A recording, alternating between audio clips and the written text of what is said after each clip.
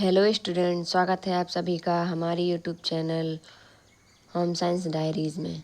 मैं अंजलि तिवारी आज फिर लेकर के आई हूँ आप सबके लिए एक बहुत ही बेहतरीन टॉपिक जो कि हम पढ़ेंगे। तो जल्दी जल्दी सभी लोग आ जाइए, चैनल को लाइक कर दीजिए,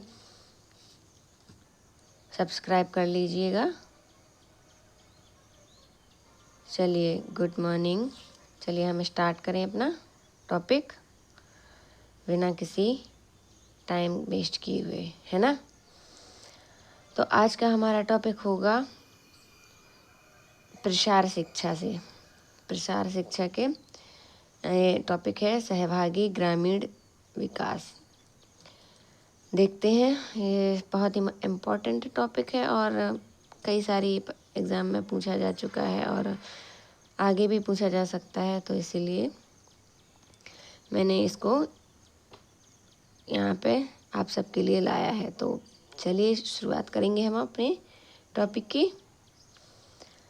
क्या है सहभागी ग्रामीण विकास, क्या होता है पहले जानते हैं। सहभागी ग्रामीण विकास कार्यक्रम वो होता है जिसमें सहभागी ग्रामीण विकास कार्यक्रम वो होता है जिसमें ग्रामीण क्षेत्र के लोगों को जागरूक किया जाता है ना। उनके लिए ये कार्यक्रम चलाए जाते हैं। ये इसकी शुरुआत, जैसे सबकी योजना सबका विकास भी कहा जाता है इसको, इसकी शुरुआत 1 अक्टूबर से होती है और समापन 31 दिसंबर तक होता है। ये कितने प्रकार के होते हैं? 2 प्रकार के होते हैं। कितने? सहभागी ग्रामीण दो तरह के होते हैं। एक रैपिड रूरल अप्रेजल, दूसरा पार्टिसिपेटरी रूरल अप्रेजल, यानी RRA और PRA। जानते हैं क्या है PRA? पहले जान लेते हैं पार्टिसिपेटरी रूरल अप्रेजल, है ना। क्या है? तो इसमें क्या होता है, समुदाय और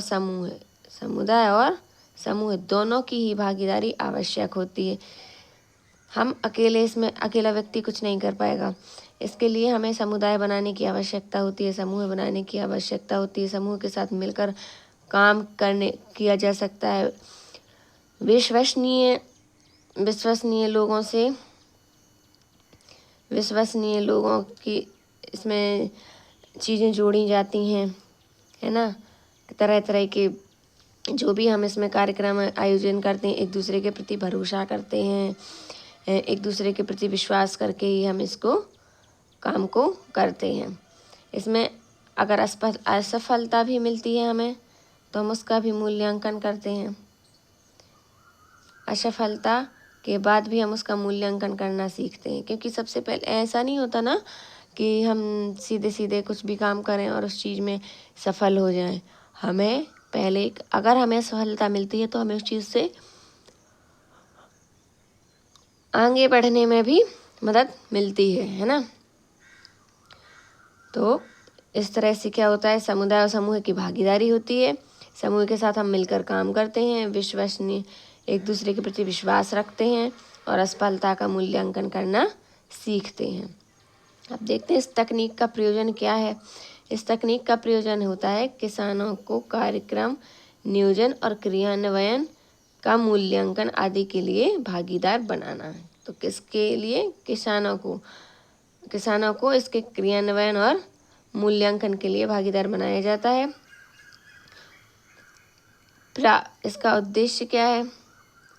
इसका उद्देश्य है सूचनाओं का एकीकरण, मतलब सारी सूचना एकत्रीकरण करेंगे, वो भी समूह के माध्यम से। समूह के दृष्टिकोण, अनुभव क्षमता आदि को समर्थन करते हुए प्रयोग करना चाहिए। हम जो भी सूचनाएं इकट्ठी कर रहे हैं, हमें अपने ग्रामीण लोगों, गांव के लोगों को मतलब अपने ध्यान में रखना चाहिए और उनका समर्थन, उनके दृष्टिकोण, और जो भी हम समूह के लोगों के साथ काम कर रहे हैं ना, तो उनके साथ हमें उनकी क्षमता और अपनी क्षमता दोनों का ही समर्थन करते हुए, दृष्टिकोण को ध्यान में रखते हुए इसको प्रयोग करना चाहिए। लोगों का या मतलब समूह का जो भी संचार, मतलब कम्युनिकेशन है, बोलने का, भाषा का तरीका है उसको बदलना चाहिए। भविष्य में उपयोग की जाने वाली जानकारी एवं आंकड़ों को एकत्रित किए जाना। हम भविष्य में अगर उसके आगे कोई भी कार्य करने वाले हैं, मतलब ग्रामीण लोगों के लिए उसमें जो भी कार्यक्रम चलाएंगे तो उसके लिए हमारे साथ पास पहले से जानकारी होनी चाहिए, है ना। उसी आधार पे हम उनका विकास कर सकते हैं। तो जानकारी एवं आंकड़ों को एकत्रित करेंगे। प्रसार कार्यकर्ता द्वारा प्रशिक्षित करना। इसमें प्रसार कार्यकर्ता जो होता है उसको वो प्रशिक्षण देगा और उसके प्रशिक्षण के द्वारा ही हम ग्रामीण लोगों को सिखा सकते हैं। जैसे कि हम डायरेक्ट जा कर के किसी गांव के व्यक्ति को नहीं समझा सकते, वो नहीं सीखेगा ना ही समझेगा। तो इसके लिए किसी हम बेहतर प्रसार कार्यकर्ता जो जागरूक करने वाला होगा वो ग्रामीण लोगों के बीच में जाएगा और उन लोगों को अपनी भाषा में अपने तरीके से समझाएगा, समझाने की कोशिश करेगा। ठीक है। इसकी विधियां क्या है? की विधियां इसमें चित्रण, व्यापारिक बातें, स्वयं के द्वारा कार्य करना, श्रेणीकरण, नक्शे व नमूने बनाना और सुरुचिकरण। क्या होगी इनकी विधियां? कौन कौन सी होंगी? चित्रण होगी, व्यापारिक बातें होंगी, स्वयं के द्वारा कार्य करना होगा और नमूने या नक्शे बनाने के वो होंगे और सुरुचिकरण होगा। इसमें चित्रों का प्रयोग करते हैं, व्यापारिक बातें एकत्रित करते हैं, स्वयं के द्वारा भी कोई कार्य कर सकते हैं, नमूने एकत्रित कर सकते हैं और सबकी रुचि का ध्यान भी रखा जा सकता है। इससे संबंधित अनेक कार्यक्रम भी होते हैं, जैसे मत्स्य पालन, कृषि उत्पादन, कुक्कुट और दुग्ध उत्पादन। मतलब हम कोई भी कार्य शुरुआत कर सकते हैं, छोटी छोटी से अपने व्यवसाय खोल सकते हैं। तो इसके बारे में ही प्रचार कार्यकर्ता उनको समझाता है। तकनीक में गांव का नक्शा। इसकी तकनीक के अंतर्गत गांव का नक्शा, सामाजिक नक्शा, संशोधन नक्शा, गतिशील नक्शा आदि प्रकार के नक्शे बनाए जाते हैं, जिनके माध्यम से हम ग्रामीण लोगों को समझाने में हमें आसानी हो जाती है। आयोजित करने के चरण क्या हैं? इसको आयोजित करने के चरण है गांव का भ्रमण करना, दल परिचय। हम मतलब गांव में जा कर के घूम करके उनको अपना परिचय बता करके उनको समझा सकते हैं, या समूह के साथ जाकर के भी उनको जागरूक करने की कोशिश कर सकते हैं। आयोजित करने के लिए आवश्यक सामग्री के माध्यम से दृश्य श्रव्य साधनों का उपयोग करके हम गांव के लोगों को समझाने की कोशिश कर सकते हैं। नुक्कड़ नाटक के माध्यम से ठहरने भोजन की व्यवस्था भी होनी चाहिए हमारे पास। हम कहीं जा रहे हैं तो हम किसी और पर डिपेंड ना रहे, है ना। हमें खुद के लिए भी अपना ठहरना, अपने भोजन की व्यवस्था रखनी चाहिए और इसमें ग्रामीणों की प्रतिभागिता भी होनी चाहिए। हम जब कोई कार्यक्रम आयोजित करते हैं तो समूह में रहते हैं, लोगों को इकट्ठा करते हैं, उनके भोजन पानी की व्यवस्था भी करते हैं और उनकी उसमें हिस्सेदारी, भागीदारी होनी अनिवार्य होती है। जब वही नहीं रहेंगे तो हम अकेले वहाँ पे किसको समझाएंगे, है ना। अकेले ऐसे बैठ के खुद तो नहीं समझ सकते ना। तो ग्रामीणों की सहभागिता, उनकी रजामंदी भी आवश्यक होती है। समझ तो आ रहा होगा ना आप सबको? आई होप समझ में आ रहा होगा। तो शेयर कर दीजिए वीडियो को। चलिए आगे देखेंगे। इसकी शुरुआत किसने की थी? प्री और प्रा की शुरुआत किसने की थी? रॉबर्ट चैम्बर्स ने 1983 में। किसने की थी? रॉबर्ट चैम्बर्स ने 1983 में ग्रामीण लोगों से सीधे सीखने के उलट, मतलब सीखने में उल्टा दृष्टिकोण लाने वाली तकनीक का वर्णन करने के लिए रैपिड रूरल अप्रेजल शब्द का इस्तेमाल किया था। एक ग्रामीण क्षेत्रों में तेजी से और प्रभावी ढंग से जानकारी इकट्ठा करने का एक तरीका है। मैंने भी बताया था आपको कि रैपिड रूरल अप्रेजल क्या है। ग्रामीण क्षेत्रों में जानकारी इकट्ठा करने का तरीका है और उनको ग्रामीण लोगों को जागरूक करना है, जिसमें पारंपरिक औपचारिक सर्वेक्षणों की तुलना में कम समय में संसाधनों की आवश्यकता होती है। तो क्या होती है, ग्रामीण क्षेत्रों में तेजी और प्रभावी ढंग से हम जानकारी एकत्रित करते हैं, पारंपरिक औपचारिक रूप से उनकी तुलना करके संसाधनों की आवश्यकता इकट्ठी करके हम लोगों को जागरूक कर सकते हैं। इस पद्धति का मुख्य उद्देश्य होता है ग्रामीण समुदायों की वास्तविकता को समझना। हम ग्रामीण क्षेत्रों में जाते हैं तो वहाँ के लोग कैसे रहन सहन है, क्या क्या करते हैं, क्या खाते हैं, क्या काम है उनका, किस तरह से रहते हैं, इन सब की वास्तविकताओं को समझने के लिए स्थानीय लोगों के ज्ञान और अनुभवों का उपयोग करना है, ताकि विकास कार्यक्रमों को अधिक प्रभावी ढंग से लागू किया जा सके। जब हम उनके बारे में जान लेते हैं कि वो किस प्रकार से रह रहे हैं, है ना, क्या रहन सहन है उनका, किस काम में उनका रुचि है, तो उन्हीं के ज्ञान और अनुभव के आधार पर हम अपने कार्यक्रम को भी उचित ढंग से वहाँ पे मतलब प्रभाव पड़ना चाहिए हमारे। ऐसा नहीं कि हमने कोई भी कार्यक्रम स्टार्ट किया वहाँ कोई है ही नहीं, किसी पे कोई प्रभाव ही नहीं पड़े, नहीं, प्रभाव पड़ना आवश्यक होता है सामने वाले पर। अब देखते हैं RRA क्या है। रैपिड, RRA का पूरा नाम क्या है, rapid rural appraisal, rapid rural appraisal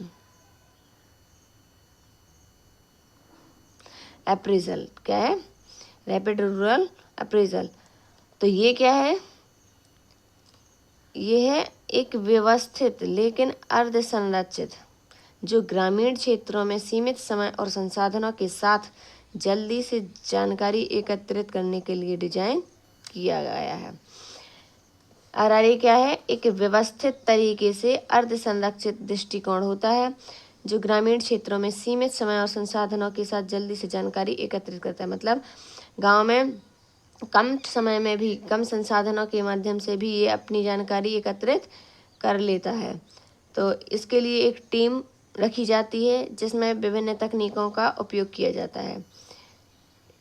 तो टीम वर्क के साथ किन किन तकनीकों का यूज़ करते हैं, तो देखते हैं। संसाधन मानचित्रण, संसाधन मानचित्रण यानी कि हम किसी मैप के माध्यम से, ये एक दृश्य उपकरण होता है ना, क्या होता है, दृश्य उपकरण, जिसका उपयोग किसी भी क्षेत्र के भौतिक और सामाजिक संसाधनों को दर्शाने के लिए किया जाता है।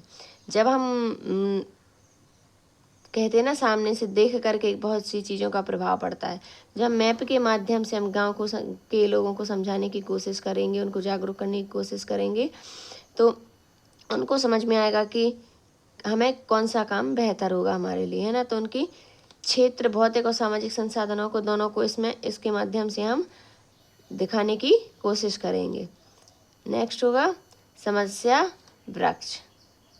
समस्या वृक्ष क्या, यह एक ऐसा उपकरण है जिसका उपयोग किसी समस्या के कारणों और परिणामों को समझने के लिए किया जाता है।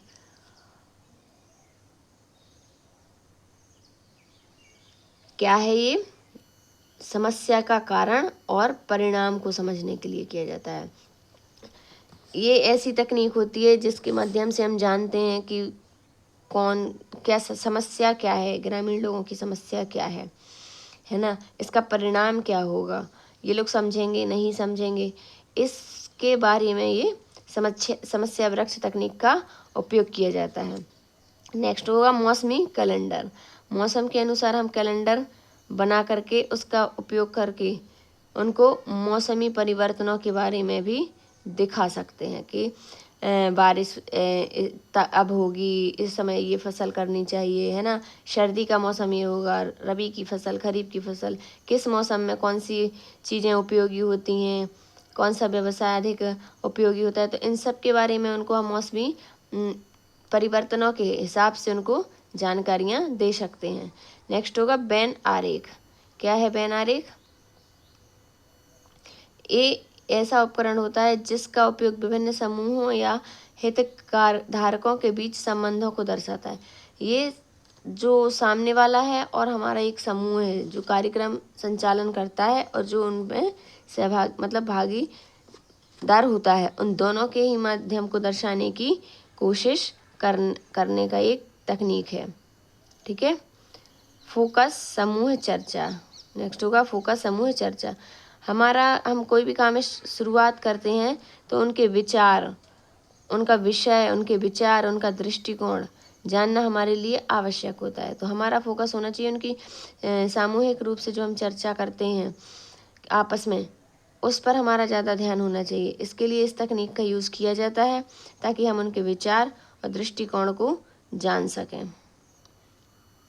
अर्ध संरचित साक्षात्कार। अर्ध संरचित साक्षात्कार क्या है?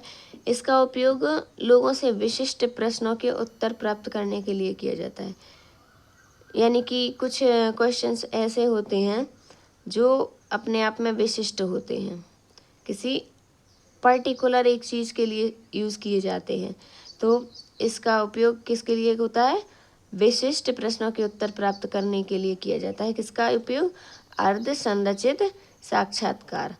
यानी कि हम बैठेंगे, सामने वाला बैठेगा, हम उससे कुछ विशेष प्रकार के क्वेश्चन करेंगे, फिर वो उसका हमें आंसर देगा। ठीक है। तो ये एक प्रकार का छोटा सा साक्षात्कार हुआ। नेक्स्ट हुआ निर्णय लेने वाले मैट्रिक्स। निर्णय लेने वाले मैट्रिक्स क्या है? यह एक ऐसा उपकरण है जिसका उपयोग विभिन्न विकल्पों का मूल्यांकन करने और निर्णय लेने के लिए किया जाता है। मैट्रिक्स क्या होता है?